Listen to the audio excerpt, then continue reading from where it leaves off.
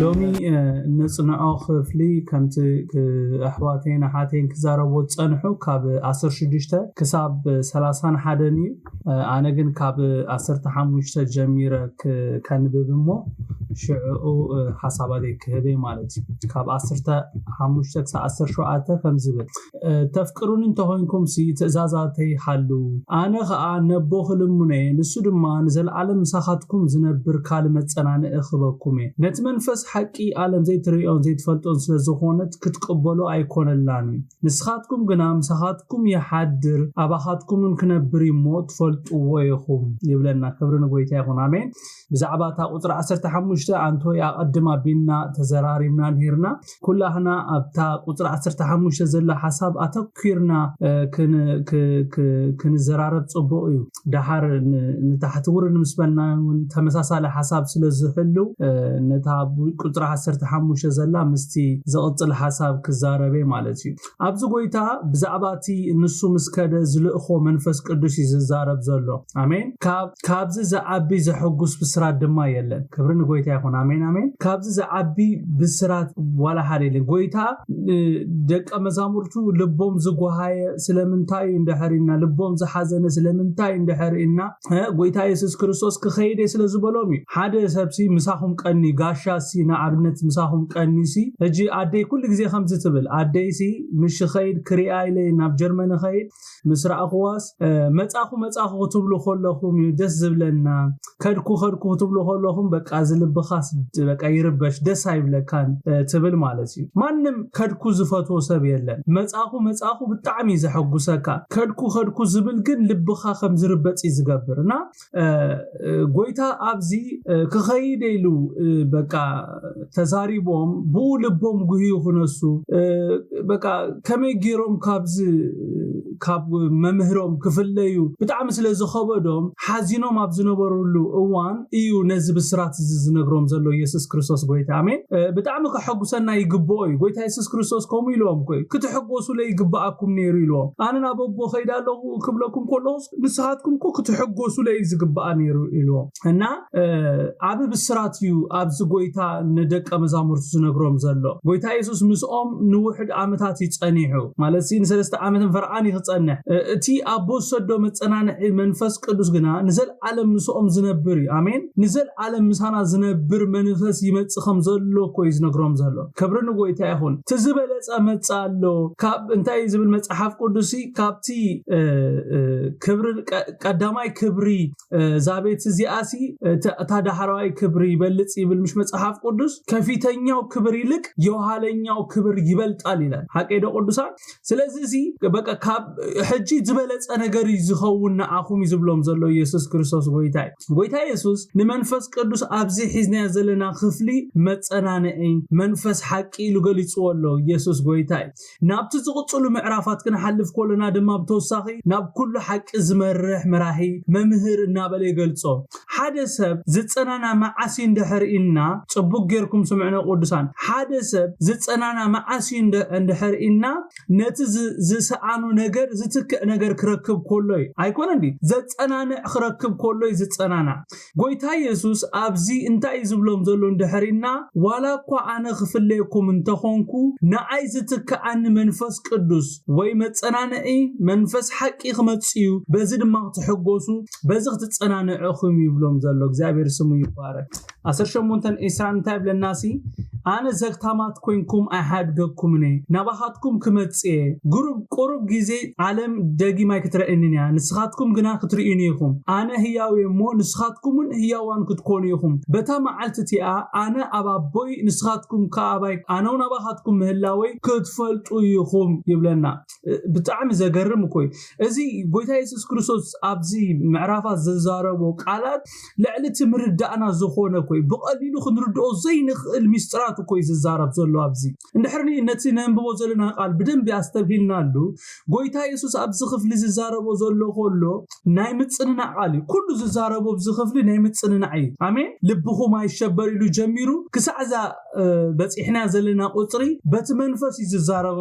ዝዛረቦም ዘሎ ጎይታ አብዚ ደቀ መዛሙርቱ ክርድኡዎን ክፈልጥዎን ዘሊ ነገር ከም ዘሎን ንዑ ከፍልጦም ይጽዕር ከም ዘሎ ኢና ካብዚ ክፍሊ ንርዳእ እዚ ኣነ ዘግታም ኮይንኩም ኣይሓድገኩምን ናባኻትኩም ክመጽእ ዝብል ቃል ከምቲ ኣብ ቁጽሪ 19 ዝገለጾ ብዛዕባ ትንሳኤ ዝዛረብ ዘሎ ኣሜን ሞይቱ ከም ዘይተርፍ ዘመልክት ቃል ክብርን ጎይታ ይኹን ዘግታም ማለት ኣብኡ ዝሞተ ማለት እዩ ሓቀይዶ ዘግታም ማለት እሱ ይምሽ ዘግታም ክትኮኑ ኣይሓድገኩምን ጎይታ ኢየሱስ ኣነ ኣብዛነ ዘግታማት ኮይንኩም ኣይሓድገኩምን ናባኻትኩም ክመጽእ ክብሎም ኮሎ እንታይ ዝብሎም ዘሎ ዋላ እኳ ከም ዝመውት እንታይ ነገርኩኹም ሞይተ ኣይተርፍኒ ኣሜን ኣሜን ዋላ እኳ በቃ ተሞትኩሲ ሞይተ ይተርፍኒ ዝብሎም ዘሎ ከምቲ ንኣልዓዛር ነቶም ካልኦት ዘተንሳእኽዎም ከምቲ ካብ ኣፈይ ዝሰማዓኹሞ ንነፍሰይ ክወስዳ መሊሰውን ከተንስአ ዝበልኩ ክትንስአ ምስተንሳእኹ ድማ ዘግታማት ከም ዘይኮንኩም ዘግታማት ከይትኾኑ ኣይሓድገኩምን ዝበልኩኹም ሓቂ ከም ዝኾነ ናባኻትኩም ምስ መጻኹ ወይ እዚ ዝበልኩኹም ቃል ምስተፈጸመ ክትኣምኑኒ ኢኹም ዝብሎም ዘሎ ኢየሱስ ጎይታ ኣሜን ኣሜን ብጣዕሚ ደስ ዝብል ቃል ኮይ ጎይታ ኢየሱስ ክርስቶስ ኣብዚ ዝዛረቦም ዘሎ ኣዝዩ ባህ ዘብል ቃል ተስፋ ዘለዎ ቃል ዝዛረብ ዘሎ ክብርን ጎይታ ይኹን ቁርብ ግዜ ዓለም ደጊም ኣይክትርእየንን እያ ንስኻትኩም ግና ክትርእዩኒ ኢኹም ማለት እምበኣር ከምቲ ኣብ ላዕሊ ክብሎ ጸናሕኩ ብዛዕባ ሞቱን ትንሳኤን ዝዛረብ ዘሎ ክብርን ጎይታ ይኹን ኣነ ህያው እሞ ንስኻትኩምን ህያዋን ክትኮኑ ኢኹም ኢሉ ኣሜን ማለት ከምቲ ኣነ ሞይተ ዘይተርፍ ንስኻትኩምን ልክ ከምዚ ኸማይ ህያዋን ክትኮኑ ኢኹም ሞይትኩም ኣይትተርፉን ኢኹም ናይ ትንሳኤ ኣምላኽ ስለተምልኹ ህያዋን ክትኮኑ ኢኹም ማለት እዩ ክብርን ሽሙ ይኹን ጎይታ ኣብ ቁጽሪ 20 እንታይ ኢልዎም በታ መዓልቲ እቲኣ ኣነ ኣብ ኣቦይ ንስኻትኩም ከዓ ኣባይ ኣነ እውን ኣባኻትኩም ምህላወይ ክትፈልጡ ኢኹም ኢልዎም በታ መዓልቲ እቲኣ ማለት ንሞት ስዒረ ምስተንሳኣኹ ህያው ምስኮንኩ ማለት እዩ ኢየሱስ ጎይታ ካብ 21-26 ክነንብብ ኮለና እንታይ ብልሲ እቲ ትእዛዛተይ ዘለዎሞ ዝሕልዎ ንሱ ይዘፍቅረኒ ተመሊሱ ናብታ ሓሳብ መጽኡ እንድሕራስ ተቢልኩም ተፍቅሩን እንተኾንኩም ትእዛዛተይ ሓልው ኢሉ ምስ ጀሚሩ ነይሩ ሕጂ ተመሊሱ ኣብ ቁጽሪ 21 ናብዛ ሓሳብ እዚ ክምለስ ኮሎ ንርኢ እና እዚ ኣገዳሲ ሓሳብ እዩ ነቲ ዘፍቅረኒ ድማ ኣቦይ የፍቅሮ እዩ ኣነ እውን ኣፍቅሮ ርእሰይካ ገልጸሉ እቲ ዘስ ኣስቆርታዊ ይሁዳ ድማ ጎይታ ርእስኻ ንዓለም ዘይኮነ ንዓና ትገልጸሉ እንታይ ይበሎ ኢየሱስ ከዓ ዘፍቅረኒ እንተሎ ቃለይ ይሕሉ ኣቦይ ድማ የፍቅሮ ናብኡ ንመጽእ ኣብኡኻ ማሕደር ክንገብር ኢና እቲ ዘይፍቅረኒ ግና ንቃለይ ኣይሕልዎኒ እዚ ትሰምዖ ዘለኹም ቃል ከዓ ናይቲ ዝለኣኸኒ ኣቦይ እምበር ናተይ ኣይኮነን ኢሉ መለሰሎ ምሳኻትኩም ከለኹ እዚ ነገርኩኹም እቲ ኣቦይ ብስመይ ዝሰዶ መጸናንዒ መንፈስ ቅዱስ ንሱ ኩሉ ክምህረኩም ዝነገርኩኹም ዘበለውን ከዘኻኽረኩም ኢሉ ኢየሱስ ጎይታ እንታይ ኢሉ እቲ ትእዛዛተይ ዘለዎሞ ዝሕልዎ ንሱ ዘፍቅረኒ ኢሉ መኒ ንጎይታ ዘፍቅር እንድሕር ኢልና ትእዛዛቱ ዝህልው እምበር ጎይታ የፍቅረካ ዝብል ኣይኮነን ኣሜን ዶ ነፍስ ወከፍና ከምቲ ብላዕሊ ኣቀዲመ ዝበልክዎ በኣፍና ንጎይታ ከም ነፍቅሮ ንዛረብ ኢና ጎይታ ግን እቲ ዘፍቅረኒ መን ኢሉ እቲ ትእዛዛተይ ዘለዎሞ ዝሕልዎ ንሱ ዘፍቅረኒ ኢሉ ክሳዕ ክንደይ ንጎይታ ነፍቅሮን ዘይነፍቅሮን ተግባርና ዝገልጾ ናብራና ዝገልጾ ምንቅስቃሳትና ዝገልጾ ቃላትና ዝገልጾ የፍቅረካ ክንብሎ ንኽእል ኢና ነቲ ዝበለና ዘይንገብር ወይ ትእዛዛቱ ዘይንህሉ እንድሕር ኮይና ግና ኣይነፍቅሮን ኢና ብእግዚአብሔር ኣቦን ብኢየሱስ ተፈቀርቲ ዝገብረና ሓደ ነገር እዩ ጽቡቅ ጌርኩም ስምዑኒ ጎይታ ኢየሱስ ክርስቶስ ተዛረበ ቃል ዝደግም ዘለኹ ብእግዚአብሔር ኣቦን ብኢየሱስ ተፈቀርቲ ዝገብረና ሓደ ነገር እዩ ንሱኻ እንታይ እንድሕሪልና ትእዛዛቱ ምህላው ጎይታ ኢየሱስ ክርስቶስ እንታይ ኢሉ እቲ ትእዛዛተይ ዘለዎሞ ዝሕልዎ ንሱ ዘፍቅረኒ ነቲ ዘፍቅረኒ ማለት ነቲ ትእዛዛተይ ዝህሉ ድማ ኣቦይ የፍቅሮ እዩ ማለት ነቲ ትእዛዛተይ ዝህሉ ኣቦይ የፍቅሮ እዩ ኣነ እውን የፍቅሮ እዩ ርእሰይካ ገልጸሉ ኢሉ ንትእዛዝ ጎይታ ክንሕሉ ኮለና ሓደ ትእዛዛቱ ብምህላው ንጎይታ እቲ ንዑ ዘሎና ፍቅሪ ንገልጸሉ ለና በኻልኣይ ደረጃ ድማ በኣቦ ከም ንፍቀር ይገብረና ብሳልሳይ ደረጃ ድማ ብኢየሱስ ከም ንፍቀር ይግብረና ብራብዓይ ደረጃ ድማ ትእዛዛቱ ብምህላውና ጎይታ ንርእሱ ይገልጸልና ማለት እግዚአብሔር ስሙ ይባረክ ምእዛዝ ዝብል ሐሳብ አነ ንስኻትኩም ከም ቀሊል ነገር ክንሪኦ ንኽእሊና ከምዚ ክንሪኦ ጸናሕና ንምእዛዝ ዝስዕቦ ብዙሕ በረኸታት ኣለው ዘይምእዛዝ ድማ በንጻሩ ዘስዕቦ ሳዕቤናት እውን ኣለው ምእዛዝ ምስማንነት እቲ ኣዛዚ ዝኸይድ ስለዝኾነ እግዚአብሔር ዘይምእዛዝና ይጻወሩኒ አሜን ቅዱሳን እግዚአብሔር በቃ ንዑ ዘይምእዛዝ ንዑ ምንዓቕ እዩ ምስማንነቱ ዝኸይድ እዩ እግዚአብሔር ክእዝዘና ኾሎ ብርእሱ ተኣማሚኒ ዝእዘና ነቲ ዝኣዘዘና ዘይምፍጻምና ዘሪኦ ነገር እንታይ እንድሕር ኢልና ልዕልዩ ዘኽበርናዮ ወይ ልዕልዩ ዝፈራሕናዮን ዝሰርዓናዮ ነገር ከም ዘሎ ዘርኢ መብዛሕቴና ጎይታ ርእሱ ክገልጸልና እንደሊና ሓቀይዶ ለይትን መዓልትን ጸሎትናኮ ንሱ ኮይ ጎይታ ኢየሱስ ክርስቶስ ክግለጸልና ርእሱ ክገልጸልና ንደሊና ስራሕ ጎይታ በኃይል ተገሊጹ ክንርኢ ንደሊና ነገር ግን እቲ ዝበለና ግና ኣይንገብርና እቲ ዝበለና ክንገብር ኮለናዩ ናይ እግዚአብሔር ነገር ዝግለጽ ከምቲ እግዚአብሔር ዝብለና ክንገብር ኮለናዩ ከምቲ እግዚአብሔር ዝበለና ዝኸውን አሜን ዶ ሓደ ሰብ ሰምዓን ደሎ ቅልጽም እግዚአብሔር መዓሲ ዝግለጽ እንድሕር ኢልና ክንዕዘዝ ኮለናይ ዝበለና ከይፈጸምና ከመይ ጌርና ኢና እቲ ዝበሎ ኮይኑ ክንርኢ ንደሊ ጽቡቕ ገርኩም ስምዑን ቅዱሳን ዝበለና ከይገበርና ከመይ ኢልና ኢና እቲ ንሱ ዝበሎ እቲ ኣብ ህይወትና ንሱ ዝተዛረቦ እቲ ኣብ ህይወትና ዝለቀኦ በረኸት ኣብ ህይወትና ክመጽእ ንጽበይ እቲ ዝበለና ኮይኑ ተፈጺሙ ክንርኢ እንድሕር ደሊና ነቲ ዝበለና ክንገብር ኣሎና እንተ ዘይኮይኑ ዝኸውን ዝፍጠር ነገር ኣይክህልውኒ ጎይታ ኢየሱስ እቲ ትእዛዛተይ ዘለዎሞ ዝሕልዎ ንሱ ዘፍቅረኒ ነቲ ዘፍቅረኒ ድማ ኣቦይ የፍቅሮ እዩ ኣነው ነፍቅሮ ርእሰይ ከዓ ገልጸሉ ምስ በለ እቲ ዘይስቆርታዊ ይሁዳ እንታይ ኢልዎ ጎይታ እቲ ንርእስኻ ንዓለም ዘይኮነ ንዓና ትገልጸሉ እንታይ ይበሎ ይብለና ኣብ ቁጥር 22 ጎይታ ኢየሱስ ንህቶ ዘይስቆርታዊ ይሁዳ ክምልስ ኮሎ እንታይ ኢሉ ኢየሱስ ከዓ ዘፍቅረኒ እንተሎ ቃለ ይህሉ ኢሉ ኣቦይ ድማ የፍቅሮ ናብኡ ንመጽእ ኣብኡ ማሕደር ክንገብርና ጎይታ ኢየሱስ ክርስቶስ ኣብ ህይወትና ዝመጽእ መዓሲ እንድሕር ኢልና ቃሉ ክንሕሉ ኮለናይ ማለት ቃሉ ክንገብር ኮለናይ ጎይታይ ዝብለኒ ሁሉ መንግስቲ ኣምላኽ ዘኣቱ በቃ ዝወርስ ካይመስለኩም ኢሉ ቃለይ ሰሚዑ ዝገብሮ ንመን ከም ዝመስል ከሪኤኩም ኢሉ ያዕቆብ ክጽሕፈና ኮሎ ድማ ሰማዕቲ ቃል ጥራይ ንኹን ገበርቲ ቃል ንኹን ይብል እቲ ዘይፍቅረኒ ግና ኢሉ ጎይታ ንቃለይ ኣይህልውኒ እዚ ትሰምዕዎ ዘለኹም ቃል ከዓ ናይቲ ዝለኣኸኒ ኣቦይ እምበር ናተይ ኣይኮነን ኢሉ መለሰሎ ምሳኻትኩም ኮለኹ ዝነገርኩኹም እቲ ኣቦይ ብስመይ ዝሰዶ መጸናንዕ መንፈስ ቅዱስ ንሱ ሁሉ ክምህረኩም ዝነገርኩኹም ዘበለ ሁሉ ከዘኻኽረኩም ኢሉ ሎሚ እቲ ንጎይታ ዘሎና ፍቕሪ በዚ እነንብቦ ዘሎና ቃል ዝምዘነሉ መዓልቲ ኣለኹም ዶ ምሳይ ሎም መዓልቲ ክሳዕ ክንደይ ንጎይታ ነቲ የፍቅረካ ኢልና ንዝምረሉ ነቲ የፍቅረካ ኢልና ኣልባቡ ነጥፋኣሉ ጎይታ ክሳዕ ክንደይ ከም ነፍቅሮ በዚ ቃልና ንምዘሎም መዓልቲ በሐቅ ንጎይታ ከም ነፍቅሮን ከም ዘይነፍቅሮን ማንም ሰብ ከይነገረና እዚ ቃል እዚ ባዕሉ ክነግረና ጎይታ ኢየሱስ ኣብ ቁጥር 23 እንታይ ኢሉ ዘፍቅረን እንተሎ ቃለ ይህሉ ኣቦይ ድማ የፍቅሮ ናብኡ ንመጽእ ኣብኡ ከዓ ማሕደር ክንገብር ኢና ኢሉ በንጻሩ ድማ እቲ ዘይፍቅረን ግና ንቃለ ይህልወኒ ኣብቲ ንቃሉ ዘይህሉ ድማ ጎይታ ኢየሱስ የለን ጽቡቕ ጌርኩም ስምዑ ንቃሉ እንድሕር ዘይንህልው ኣለና ምሳና የለን ጎይታ ኣቦውን የለን ካብዚ ቃል ንመሃሮ እንታይ እንድሕር ኢልና ኢየሱስን ኣቦን መሕደሪኦም ፍቕሪ ከም ዝኾነት ኢና ንመሃር ካብዚ ክፍሊ ኣይኮነን ዲ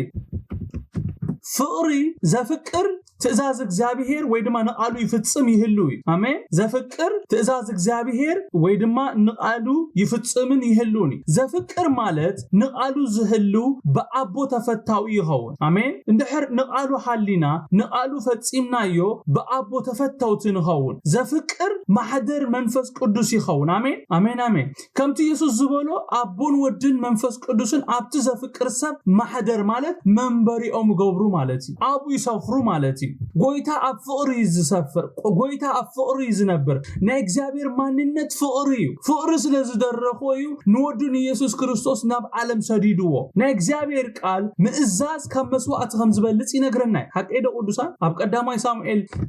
ምዕራፍ 15 እነንብቦ ነዚ ዘይምእዛዝ ኣብ ናይ ሳኦል ህይወት ዘሰዓቡ ሰዓቤናት ዘይምእዛዝ ኣብ ህይወት ሙሴን አሮንን ዘሰዓቡ ሰዓቤናት ነፍስ ወከፍና ንፈልጦ ኢና ኣብ ቀዳማይ ሳሙኤል ምዕራፍ 15 ካብ 10-11 ኸይና ክንንብብ ኮለና እግዚአብሔር ነቢ ሳሙኤል እንታይ ኢልዎ ሽዑ ሳኦል ካብ ምስ ዓበይ ተመሊሱ ዘረባይ ስለዘይፈጸመ ንዕኡ ብምንጋሰ ይጣዓሳለሁ ዝብል ቃል እግዚአብሔር ናብ ሳሙኤል መጸ እዚ ንሳሙኤል አጓሃዮሞ ለይቲ ብምልእታ ናብ እግዚአብሔር ተማሐለለ ብለና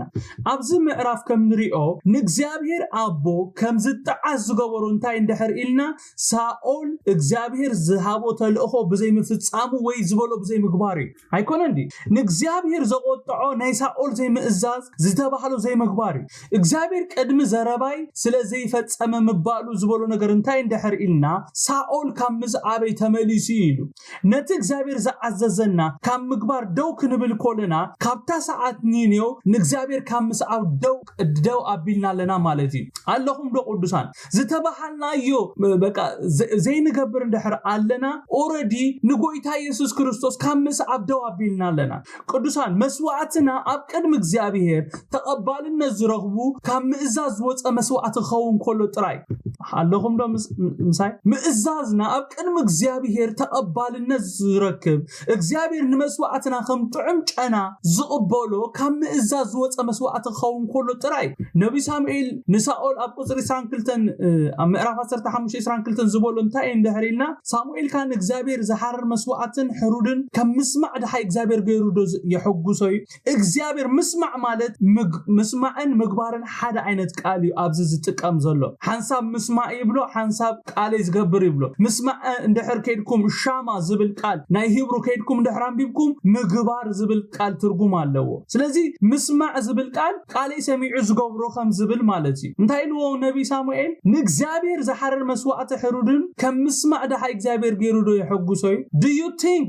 መስዋዕትታትካ እቲ ብዘይ ምእዛዝ ዘቕረብካዮ መስዋዕቲ ምእዛዝ ዘይተሓወሶ መስዋዕትኻስ ንእግዚአብሔር ዘሕጉሶ ይመስለካ ኢልዎ ምስማዕ ካብ መስዋዕቲ ጽን ምባል ድማ ካብ ስብሒ ደዓውል ይበልጽ ኢልዎ ትዝበለጸ ምስማዕ ኢልዎ ትዝበለጸ ዝተባሃልካዮ ምግባር እዩ ቅዱሳን ሎሚ መንፈስ ቅዱስ ዝዛረበና ነዚ ዝበለጸ እቲ እግዚአብሔር ዝበለና ምግባር እዩ ከምቲ እግዚአብሔር ዝበለና ምእታው ሙጻኒ ትዝበለጸ መስዋዕቲ ሎሚ ነዞም ዳግም ዝተወለድና ዘዕሽወና ዘሎ መዝሙር ነዞም ዳግም ዝተወለድና ዘዕሽወና ዘሎ እዚ ኣብ ቤተክርስቲያን ዘሎ ሓሸውዬ በቃ ስልካ ማለሲ መስዋዕትታትና ኣብ ቅድሚ እግዚአብሔር ክሳዕ ክንደይ ተቀባልነት ኣለዎ ኣይፈልጥን do you think እግዚአብሔር ናይ ኩላህና መስዋዕት ዝቅበል ይመስለኩም ኣብ ቤተክርስቲያን do you think እግዚአብሔር ናይ ኩሉ ሰብ ጸሎት ዝሰምዕ መስለኩም ኣብ ቤተክርስቲያን ኖ እግዚአብሔር ነቶም ዝእዘዝዎ ይሰምዕ እግዚአብሔር እንታይ ኢሉሲ ኣነሲ ናብቲ ብቃለይ ዝንቅጥቀጥን ዝርዕድን ናብኡ ዝጥም ዝብል ቃል ኣሎ እንዲ ኣብ ትንቢት ኢሳያስ ሓቀይዶ ኣነ ናብኡ ዝጥምት ኢሉ ብቃለይ ዝርዕድ ዝንቅጥቀጥ ማለት ኣይ ማለት ከም ዝኾነ ትፈልጡ ዲኹም ዝርዕድ ዝንቅጥቀጥ ማለት ንቃሉ ዝፈርሕ ኣኽቢሩ ዝነብር ከም ቃሉ ዝመላለስ ማለት እዩ እግዚአብሔር ናብ ከምዚ ዓይነት ሰባት ዝጥምት ብቃሉ ንዝንቅጥቀጡ ብፍርሃት ንዝመላለሱ ትእዛዛቱ ንዝህሉ ስምዑንዶ በዓል እቲ ስምዖን ኣብ ዝነበረሉ ንኢየሱስ ክርስቶስ ሓቂፉ ዝባረኾ በቃ ባርያኻ በቃ ትዝኣተኻሉ ኺዳን ፈጺምካሉ ኢኻሞ ሕጂ ብሰላም ኣፋንዎ ዝበለ ስምዖን ሲ ኣብቲ በዓል ስምዖን ዝነበሩሉ ቤተ መቅደስ ክንደይ ሰረቕቲ ዶ ይነበሩን ክንደይ ከተርቲ ዶ ይነበሩን ጎይታ ኢየሱስ ክርስቶስ ካብቲ ቤተ መቅደስ ዶ ይኮነን ጅራፍ ሰሪሑ ጽዮም ንመብዛሕትዮም በዓል ሓና ግን ነረን አቡ አሜን በዓል ሓና በቃ ንእግዚአብሔር ብጾምን ብጸሎትን ዘገልግልኦ ግን ነረን በዓል ስምዖን በመንፈስ ቅዱስ ዝምርሑ ድማ ነሮም እግዚአብሔር ስሙ ይባረክ አሜን ዶ በዓል ዘካርያስ ነሮም እግዚአብሔር የዕንቱ ናብዞም ብቃሉ ዝርዕዱ ዝፈርሕዎ ዘምልኽዎ ዝእዘዝዎ እዩ ዝጥምት ኢየሱስ ጎይታይ ካብዚ ክፍለዚ እንመሃሮ አገዳሰ ትምህርት እንታይ እንድሕር ኢልና ልዕሊ መስዋዕትና ንእግዚአብሔር ዝሕጉሶ ነገር ንቃሉ ሰሚዕና ምእዛዝና ከም ዝኾነ ኢና ንመሃር አሜን ምእዛዝ ጽቡቅ ጌርኩም ስምዑኒ እትሰምዕ እዝኒ ዘላቶ መንፈስ ሎሚ ነፍሶ ከፍና ዝዛረቦ ዘሎ ቃል ይስማዕ ምእዛዝ ርእሱ ዝኸኣለ ዓብ መስዋዕት ከም ዝኾነ ኢና ካብዚ እነጽንዖ ዘለና ክፍሊ ንመሃር ዘለና ምእዛዝ ርእሱ ዝኸኣለ መስዋዕት ምእዛዝ ኮይ ዋጋ ዘኽፍል ምዝማር ኣይኮነን ዋጋ ዘኽፍል ምሽብሻብ ኣይኮነን ዋጋ ዘኽፍል ትእዛዝ ጎይታ ምፍጻሚው ዋጋ ዘኽፍል ሎሚ መንፈስ ቅዱስ ክምህረና ደሊ ዘሎ እንታይ እንድሕር ኢልና እቲ ዝዓበየ ነገር ምእዛዝ ከም ዝኾነ ወይ ምእዛዝ ካብ መስዋዕት ከም ዝበልጽ ኢሎም መዓልቲ ዝምህረና ዘሎ ምእዛዝና ክሳዕ ክንደይ ነቲ ንእዘዞ ዘለና ኣምላኽና ከም ነፍቅሮ ይዝገልጽ አሜንዶ ምእዛዝን ንጎይታ ምፍቃርን ማዕረ ዝጓዓዙ ፈላሊና ክንሪኦም ዘይንኽእል እዮም ዘፍቅሪ እዘዝዩ ዝእዘዝ ድማ የፍቅር ኢየሱስ ጎይታ ኣብ ቀዳማይ ዮሐንስ ምዕራፍ 5 ቁጥር 23 ከምኡን ኣብ ካልኣይ ዮሐንስ ምዕራፍ 1 ቁጥር 6 ኸይና ንብብ ኮልና ከምዚ ዝብል ቃል ንረክብ ኢና ንኣምላኽ ምስ ነፍቅሮ ትእዛዛቱን ምስ እንህሉ ጽቡቅ ጌርኩም ስምዑን ንኣምላኽ ምስ እንፍቅሮ ትእዛዛቱን ምስ እንህልዎ ነቶም ውሉድ ኣምላኽ ከም እንፍቅሮም በዚና ንፍለጥ ፍቅሪ ንኣምላኽ ከዓ ትእዛዛቱ ክንህሉ አሜን ፍቅሪ ንኣምላኽ እንታይ ኢሉ ትእዛዛቱ ምህላዊ ስምዑኒ ፍቅሪ በቃ ንጎይታ የፍቅረካ ምባል ዋጋ ይብሉን ምፍቃርካ የፍቅረካ ከይበልካዮ ንዑ ብምእዛዝ ክትገልጸሉ ትኽእል ኢኻ እግዚአብሔር ስሙ ይባረክ አሜን ዶ ፍቅሪ ናይ ባዕሉ ዝኾነ ቋንቋ ኣለዎ ይዝብለና ዘሎ የፍቅረካ ዝብል ዘይኮነሲ ባዕሉ ቋንቋ ኣለዎ ተግባር ኣለዎ አክሽን ኣለዎ ይዝብለና ዘሎ ፍቅሪ ንኣምላኽካ ትእዛዛቱ ክንህልዩሞ ትእዛዛቱን ኣይከብድን ይብለና ኣብ ካልኣይ ኣብ ቀዳማይ ዮሐንስ ምዕራፍ 5 ካብ 2-3 አንቢበልኩም ማለት ሰሚዕኩም ንለኹም ፍቅሪ ንኣምላኽካ ትእዛዛቱ ክንህልዩ ትእዛዛተይ ዝህሉ ንሱ የፍቅረኒ ይዝብለና ዘሎ ከምቲ ትእዛዛቱ ጌርና ክንመላለስ ኢሉ እንደገና ኣብ ካልኣይ ዮሐንስ ምዕራፍ 1:6 እንታይ ኢሉሲ ከምቲ ትእዛዛቱ ጌርና ክንመላለስ እታ ፍቅሪ እዚኣያ ብኣኣ ክትመላለሱ ከምቲ ካብ መጀመርታ ሰማዕኹሞ እቲ ትእዛዝቲ እዚዩ ኢሉ አሜን ንኣምላኽ ምፍቃር ማለት ትእዛዛቱ ምህላው ማለት እዩ ሎሚ ጎይታ ነፍስ ወከፍና በዚ ምፍቃር ይባርከና በዚ ምእዛዝ ይባርከና አሜን ኣብ ቁጥሪ 26 ድማ ብዛዕባ መንፈስ ቅዱስ ክዛረብ ኮሎ እንታይ ኢሉ ንሱ ኩሉ ክምህረኩም ዝነገርኩኹም ዘበለ ኩሉ ከዘኻኽረኩም ኢሉ አሜን ሎሚ ከምቲ ጎይታ ዝበሎ መንፈስ ቅዱስ ነፍስ ወከፍና ይምህረናን ይዘኻኽረናን ኣሎ ዘስተውዕል ልቢ ንነፍስ ወከፍና ጎይታ ይሃበና እምበር አሜን ይዛረበና ኣሎ ኮ መንፈስ ቅዱስ ልቢ ጎይታ ኮ ይዛረበና ዘሎ ኢየሱስ ትማልሎም ንሱን ዘለዓለም ጎይታ አሜን አነ ንስኹምን እንድሕር ንመንፈስ ቅዱስ ሰሚዕናዮ ቅድሚ ዝኾነ ነገር በቃ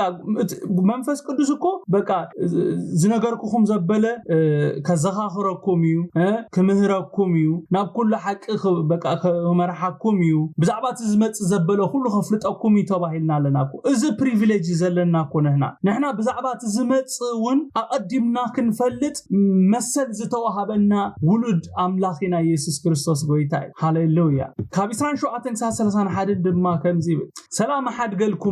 ኣሓድገልኩም ሰላመውን ህበኩም ኣለኹ እቲ ኣነ ዝህበኩም ዘለኹ ከምቲ ዓለም ትህቦ ኣይኮነን ልብኹም ኣይሸበርን ኣይሰንብድን ኣነ ኸይድ ናባኻትኩምን ክምለሴ ከም ዝበልኩኹም ሰሚዕኹም ኣለኹም ካባይ ኣቦይ ዓቢ እሞ ተፍቅሩን እንተኾንኩም ናብ ኣቦይ ብምኻደ ምተሓጎስኩም ነርኩም ሕጂ ድማ ምስኮነ ምእንቲ ተኣምኑስ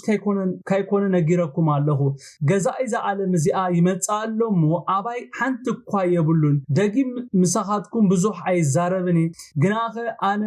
ነቦ ከም ዘፍቅሮን ከምታ ኣቦ ዝኣዘዘኑን ከም ዝገብርን ዓለም ምእንቲ ትፈልሲ ከምዚ ይኸውን ኣሎ ተንስኡ ካብ ዝንኺድ ክብሎም ኮሎ ንርኢ አሜን ጎይታ ኢየሱስ ንደቀ መዛሙርቱ ኣዝዮም ከም ተሸበሩ ስለዝፈለጠ ደጊሙ ነቶም ዝተሸበሩ ደቀ መዛሙርቱ ከተባብዖምን ከጸናንዖምን ኮሎ ኢናብ ዝንርኢ ዘለና ጎይታ ኢየሱስ እንታይ ኢልዎም ሰላም ኣሓድገልኩም ሰላመውን እህበኩም ኣለኹ እቲ ኣነ ዝህበኩም ዘለኹ ከምቲ ዓለም ትህቦ ኣይኮነን ልብኹም ኣይሸበር ኣይሰንብድን ኢሉ ነቲ ዝተረበሸ ውሽጦም ከሕድኦ ኮሎ ንርኢ ነፍስ ወከፍና ጎይታ ኢየሱስ ኣብዚ እንታይ ይብሎም ከም ዘሎ ንሱ በዓሉ ኣብ ከመይ ኩነታት ኮይኑ ይዛረቦም ከም ዘሎ ክንፈልጥ ኣዝያ ገዳሲ እዩ ኩላህና ኣብቲ ናይ ኢየሱስ ዘረባ ጥራይ ከይኮነ ክነስተብል ዘለና ነዚ ክፍሊ ዝክነንጽንዖ ኮለና ኢየሱስ ክርስቶስ ኣብ ከመይ ኩነታት ኮይኑ እዩ ነዚ ዝዛረብ ዘሎ ምፍላጡን ኣገዳሲ አሜን ጎይታ ኢየሱስ ክርስቶስ ኣብ ቅድሚኡ እንታይ ይጽበዮ ከም ዘሎ ፈልጥ እዩ ጎይታ ኢየሱስ ክርስቶስ ይነሩ ክሽበር ዝግብኦ ክጭናቕ ዝግብኦ ክፈርሕ ዝግብኦ ነበረ ማለሲ ኣብ ቅድሚኡ ሞት ይጽበዮ ዘሎ እቲ ናይ ጎይታ ሰላም ከመይ ዝበለ ሰላም እዩ ነቲ ጎይታ ዝህቦ ሰላም ካብታ ዓለም ዝህቦ ሰላም ዝፈልጥ እንታይ እዩ ኢናውን ክንሓትት ጽቡቕ እዩ ጎይታ ኢየሱስ ኣብ ቅድሚኡ ዝጽበዮ ኣብ መከራይ ሓቀይዶ ኣብ ቅድሚ ጎይታ ዘሎ ስቃይ ውርደት ናይ መስቀል ሞት ከም ዘሎ እናፈለጠዩ ርእሱ ሓዲኡ ነቶም ዘይሓድኡ ደቀ መዛሙርቱ መዛሙርቱ ዘሕደኦም ዘሎ እቲ ናይ ጎይታ ሰላም ኣብኡን ካብኡን ዝምንጩ ስለዝኾነ ዘይልወጥ ሰላም እዩ አሜን ዶ ሰሚዕኹም ንለኹም ናይ ጎይታ ሰላም ካብቲ ናይ ዓለም ሰላም ወይ ድማ ዓለም ካብቲ በና ሰላም ዝፍለይ በቃ ምንጩ ንሱ እዩ ሶርሱ ንሱ እዩ እግዚአብሔር ስሙ ይባረክ ታ ዓለም ትቦ ሰላም ግን ጊዜያውን ተለዋዋጥኒ ኣብ ፊልጵ 4 ካብ 6-7 ከምዚ ይብል ድሌትኩም ዘበለስ ብጸሎትን ልማኖን ምሰናይ ምስጋና ኣብ አምላኽ ይፈለጥ እምበር ብገለኳ ኣይትጨነቁ እቲ ካብ ኩሉ አእምሮ ዝበልጽ ሰላም አምላኽ ድማ ንልብኹምን ሓሳብኩምን ብክርስቶስ ኢየሱስ ክህልዎ ይብለና አሜን ስለዚህ እቲ ጎይታ ዝቦ ሰላም ካብ ኩሉ አእምሮ ዝበልጽ ልዕሊ ምርዳእና ዝኾነ ሰላም እዩ አሜን ብቃላት ትገልጾ ሰላም ኣይኮነን ኣብ 28-29 ድማ እንታይ ይብለና ኣነ ክኸይድ ናባኻትኩምን ክምለስ እየ ከም ዝበልኩኹም ሰሚዕኹም ኣለኹም ካባይ ኣቦይ ኣቢይ እሞ እተፍቅሩን እንተኾንኩም ሲ ናባቦይ ብምኻደይ ምተሓጎስኩም ነርኩም ሕጂ ድማ ምስኮነ ምእንቲ ክትኣምኑስ ከይኮነ ነጊረኩም ኢልዎም አሜን ኣነ ክኸይድ ናባኻትኩምን ክምለስ ከም ዝበልኩኹም ሰሚዕኹም ኣለኹም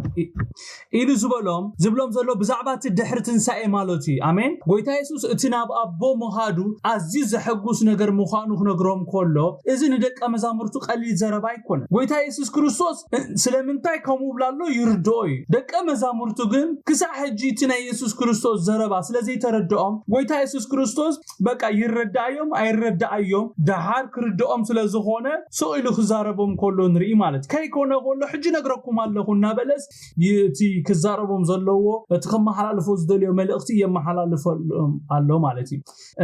ብዝኾነ ጎይታ እቲ ሓቂ ንሱ ስለዝኾነ ከምቲ ዝበሎ ምስኮነ መታን ከኣምኑ ከይኮነ ከሎ ክነግሮም ከሎ ንርኢ አሜን ካባይ ኣቦይ ዓቢይ እሞ ተፍቅሩን እንተኾንኩም ሲ ናብ ኣቦይ ምኻደይ ማለት ናብ ኣቦይ ብምኻደይ ክብል ከሎኮ ንጥቕምኹም አሜን ኣብ የማን ኣቦ ኮይነ ኣብ የማን ኣቦ ተቐሚጠ ስለኹም ክማልድ አሜን ዶ ስለኹም ቃጽት አሜን ዶ ሃይሊ ክለቅቕ አሜን ዶ እቲ ንዘለዓለም ምሳኹም ክኸውን ዝመጽ መንፈስ ቅዱስ ኣነ እንተዘይኸይደ ስለዘይመጽ ናይ ግድን ኣነ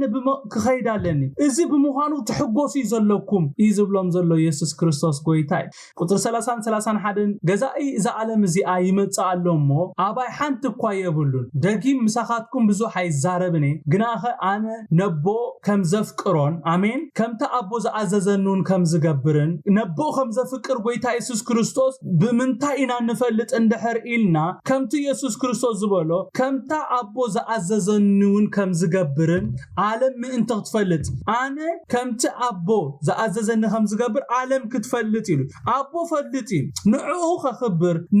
ነቲ ንሱ ዝበለኒ ንኽፍጽም ክብረተይ ሓዲገ ዙፋነይ ሓዲገ ሰብ ኮይኑ መጽእ ከም ዘለኹ ኣቦ ፈልጥ ኢሉ ዓለም ግን ክትፈልጥ ሰይጣን ኣይኮነን ሕጂ ኣባይ ስልጣን ክህልዎ ናይ እግዚአብሔር ፍቃድ ኣብ ህይወተይ ስልጣን ዘለዎ አሜን ዶ እግዚአብሔር ስሙ ይባረክ ሰይጣን ኣብ ልዕሊ ክርስቶስ ሃይልስ በቃ ሰይጣን ስለዝበርተዐ ወይ ድማ ሰይጣን ስለዝሓየለ ይኮነን እንደ ሰይጣን ኣብ ህይወት ክርስቶስ እቲ ሁሉ ገይሩ ክኸውን ስለዝነበሮ አሜን አሜን ስምዑ እቲ ክኸውን ዘለዎ ነገር ጥራይ ኣብ ህይወትና ዝኸውን ከምቲ ዲያብሎስ ኣብ ልዕሊ ጎይታ ኢየሱስ ክርስቶስ ስልጣን ዘይብሉ ሎሙውን ኣባይና ባሃትኩምን ስልጣን የብሉን እንተዘይ ፈቅድኩም ሉ ማለት እዩ ኣብ ፍቃድ ጎይታ ንዘሎ ሰብ ከም ፍቃድ እግዚአብሔር ኣብ ዝመላለስ ሰብ ናይ ዲያብሎስ ሓሳብ ኣብ ህይወቱ ስልጣን የብሉን ኢየሱስ ጎይታ አሜን ዶ ኣብ ህይወትና እቲ ጎይታ ዝበሎ ይዝኸውን ኣብ ህይወትና ከምቲ ጎይታ ዝጽሓፎ ከምቲ ጎይታ ኣነ ንስኻትኩምን ክንትርኾ ኢሉ ዝጽሓፎ መጽሓፍ ከምኡ ኣብ ህይወትና ዝኸውን ኢየሱስ ክርስቶስ ጎይታ ዲቲንግ ጸላእትና ክነብር ብህይወት ደስ ዝብሎም ይመስለኩም ከምዚ ገይረ ክመረኩም ባህ ዝብሎም ይመስለኩም ግን ናይ እግዚአብሔር ፍቃድ ኣብ ህይወተይ እዚ ስለዝኾነ ብዘይ ገለ ምኽልካል ይምህር ኣለኹ ክሳዕሎሚ እግዚአብሔር ስሙ ይባረክ ፍቃድ እግዚአብሔር ኣብ ህይወተይ ይፍጸማሎ ዋይ ምክንያቱም እግዚአብሔር ስለዝበለ ምክንያቱም እግዚአብሔር ዝበሎ ጥራ ኣብ ህይወተይ ስለዝኸውን ማለት በዚ ክትሕጎሱ ይግባአኩም ገዛኢ ዘዓለም እዚኣ ይመጽእ ኣሎሞ ኣባይ ሓንቲ እኳ የብሉን ኢሉ ኣባይ ሓንቲ እኳ የብሉን ኢሉ ግን ገዛኢ ዘዓለም መጽኢዶ ሒዝዎን ኢየሱስ ክርስቶስ ሒዝዎዶ ቅዱሳን ንገሩኒ ጎይታ ኢየሱስ ክርስቶስ دابيلوس أبلعلي حانت سلطان يبلون إلو حزوه ماتي أمبر شفرا حزو ناي رومانو تادر حزو ماتي حزوه أمبر وسيدو أمسك الوسيدو أمبر جن السجن فقاد أملاخي نيرو فقاد إخزابير كومو سلزخونه يو أمبر سيطان حيل سلزنا لعلي يسوع كريستوس حيال سلزخونه يكونه تفلتويهم كلاتكم تفلتويهم قويتا يسوع كريستوس أم مدري أبزغل قلولو زنبره إتا نمود داتا ساعت كمزا حجبت إحنا زلنا ناي زيرو ساعت كيبت أحد كلها عقاننتي أو قدمي ينقطقطو نيرم حقيدو قدوسان بزي جزينا ختتفعنا دومت إخا نسخا ودتلع الأملاخيخا كي تساقينا نلمنك كالنا نابلو يلمنو يمنيرم النون أب لعليو سلطان كهلو أب قدمي دون يمبال بقعات يبلو من يسوس كريستوس قويتاي إذا أملاخ زي أملاخي بمخانو يحقوز أنا نا يسوس بمخانو بتعمي يحقوز آمين سمعوا حدا جيزي أب هيوتنا كخونو زلوهم نقرات كخونو خلو عيتشبرو إخزابير حيلي سلازي بلو يكونن سمعوا بعال سيدراك ميساق أبدينا قمنا بحاو خدربايو خلو إخزابير كرمنا بحاو مدربايوم كدحنوم يخل نيرو قن ولا بحاو مستدربايون زدحنا أملاخ مخانو خري كاب إيدي زريئكم منيو كريئي إلو سلازنبرا كريئو سلازدالينت نقوس أب حاو كدسك عدربايو تتسأبيوام أب بس كدربايو خلو قويتا يخليو قويتا يسوس إخزابير بقى نقويتا يسوس كريستوس كم مقابر كمزة تنسوس لزفلت نم مقابرو سيدو إخزابير سمو يبارك آمين دو غزا إذا علم زيئة يمتعلو انت هكبر يزمتزلو فعادو خكبر يزمتز غزا إذا علم عطا منفس قدوس يزمهرنا زلو يسوس كريستوس قويتا آمين دو غزا إذا علم زي فعادو خكبر يزمتزلو نقويتا يسوس كم مدري كتفو يزمتزلو نسو زمسلو قويتا يسوس كريستوس تتأفيو تمويتو بقى ناتو نجر أبكي عمالتي حسابو نيرو نو عشيو فقاد إخزابير فقاد إخزابير يتحبابيرو سيطان انشفرون شي فقاد نا إخزابير يمتحبابيروم يرد أيوم أيرد أيوم سلازي سي هيوتنا ونكومي إخزابير سمو يبارك غزا إذا عالم زيا كمتسينا هيوتنا كفتني بستفل علي نجر جن كابتنا إخزابير فقاد وطائي هيوتنا منم سلطانا يكلون إخزابير سمو يبارك آمين إخزابير سيطان متسي أبقدم إخزابير دو مسبلة انتات قبر متسي خايلو نمتر زيرة متسيلو نيو باريري خايلو وريو سهادة حتير كايو انديها قطير كايو سلزخون كاكويو كنرخبو زي كالنايلو سمع نحنا أوصوراتنا آمين نحنا بدم كريستوس تشفنا سباتنا نحنا ملائكة إخزابير أب زورينا زسفرو آمين ملائكة إخزابير أب زوريا اتوم زفرحو يسفرو يناقفو من كأيبلنا إخزابير كات نمن نقافنا أب زورينا زخبوبو نا إخزابير ملائكتي آلو يسوس كريستوس كويتاي كفاءدو كنوصخو لنا طراي كحزب لنا كابنا إخزابير حساب كنوصخو لنا ينا بصلاعي نركب سلازي كمتو كويتا يسوس كريستوس زبلو غزا إذا عالم زيئة كمتصنا يقدني فقادو كغبرنا بيوتنا كمتصنا يقدني كمت إخزابير زدلينا ندحر علينا غنا أبلعلينا اتحسابو أي كفتصمني إيوب نابيوب متي بقى دلاي كاغبر أب نبرتو فقيدل كاللهو أب دقو بقى فقيدل كاللهو أب كانوا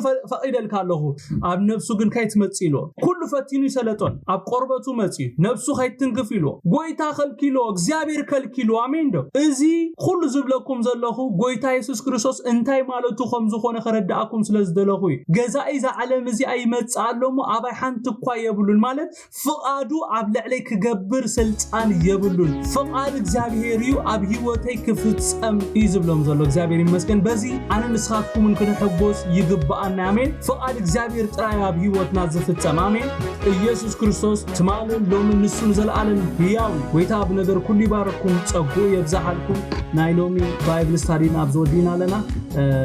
ሕያው ኣምላኽ ሓዊና ኣኻ ማይክ ከ ወይ ዮባ ተባረኹ ላይ ማይክ